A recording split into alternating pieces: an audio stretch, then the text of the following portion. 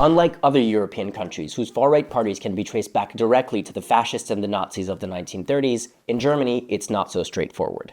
That's partly due to the efforts led after the end of World War II to denazify the country by dismantling Nazi-associated organizations, holding trials for prominent Nazis, and barring former Nazis from being involved in politics. And even though those efforts were wildly insufficient and unsuccessful, and thousands of former Nazis continued to be active at high levels of government, the military, and the courts, denazification in Germany at least had the merit of having been attempted, which is a low bar, but it's a bar that neighboring countries like Italy and France didn't even clear. I mean, hell, even Austria's far-right party, FPÖ, this is one of their founders.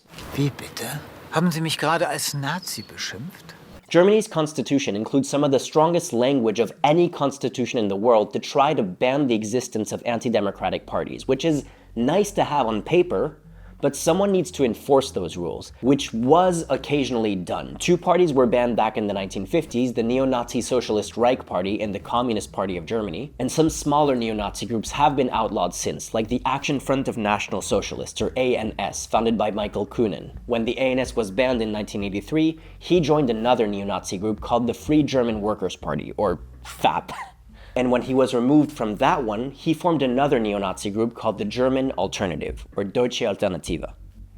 I'm sure that's a coincidence. There's definitely no relation. FAP and Deutsche Alternative were also banned in the 90s, but they were closely associated with another neo-Nazi party called the National Democratic Party of Germany, or NPD, known today as the Heimat, or the homeland. And 2017 was the last attempt, to date, to try to ban a neo-Nazi party when a court ruled that Heimat, then known as NPD, although they were found to be anti-democratic and therefore unconstitutional, they also ruled that the party was too insignificant to warrant a federal ban, and they're now simply banned from receiving public campaign funding. The point is, for 80 years, neo-Nazis have been organizing and reforming and regrouping under different names and different banners, each time testing how far they had to scale back their rhetoric and aesthetic before it became different enough from the Nazis and therefore acceptable under German law.